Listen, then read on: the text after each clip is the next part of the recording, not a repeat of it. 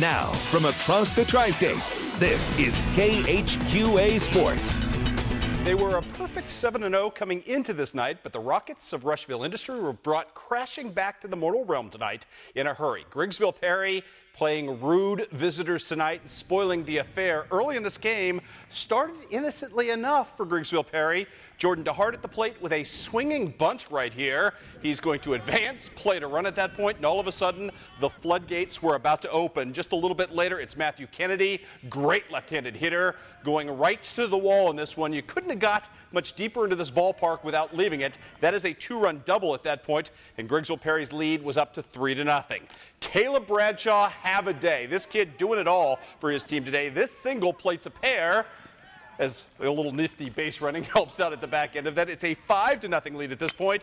Bradshaw not done with his assault later. A home run, leaving the yard big time in this one. And just to make matters even better for this young man, he pitched the entire game, struck out 4, gave up just 4 hits, and ends up with a complete game shutout victory over one of the most powerful lineups in our area. He did it all today. Congratulations, Caleb Bradshaw and Grigsville Perry. You get a big-time win on the road over Rushville Industry. 10-0 was your final. Elsewhere today, Quincy High beats Illini West 5-2. Q&D jumps all over Unity behind a big day from Zach Bailey. Another home run tonight from Brett Taylor as Macomb beats Monrose. Central and Brown County a split tonight. In the first game, Brady Long great tonight with 9 strikeouts and the game-winning RBI, but Central bounces back and wins the second 8-3. Western gets a huge night as well from Isaac Hively, who struck out 13 and added 2 RBIs to the cause. Also, the hardest luck no decision of the season. We'll get to that in a second. Pittsfield also a winner over Southeastern 14-0. Here it is, Hannibal's Dalton Overstreet. 8 scoreless innings tonight, but his team loses to Kirksville in 11 innings. 1-0 your final there. And South Shelby jumps all over Paris 14-4.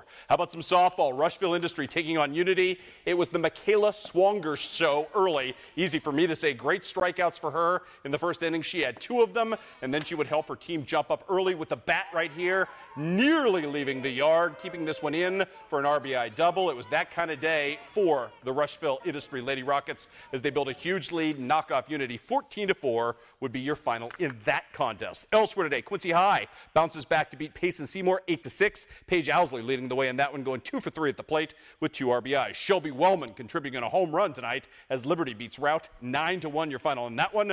Farmington shuts down Beardstown 9-0. West Hancock, too much for Central, winning 14-3 on the softball diamond as well. We've got track and field for you.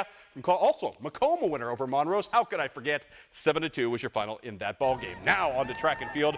Jerry Ball relay stay girls 4x800. Liberty in the lead comfortably after the last handoff here. Clark County trying to catch up at this point, but Liberty's team of Taylor Klingel, Megan Obert, Cheyenne Austin, and Jackie Graham are going to take first place. You know, if it's a distance race, the Liberty girls are going to show out. They did exactly that. Boys 4x8, Monroe City coming in first. It's Trey Gander, John Shuck, Todd Terrell, and Scott Hoover getting the job done there for the team that would win the boys championship. Palmyra, though, in this event comes in second. They'd come in second as well in the boys team standings in this one. Boys pole vault, Monroe City looking for and doing what it does. It's both Michael Hayes and Chase Pennewell showing out in this one. Both of them going to clear 11-6 in this one, but it would be Michael Hayes who ends up winning the individual title on the boys side tonight. And while we're talking about boys events for Monroe City, I would be remiss if I didn't mention our guy Brendan Williams on his birthday, who won both the shot put and the disc for Monroe City. Congratulations to him as well. Again, Monroe City boys, your team champs, your girls team champs.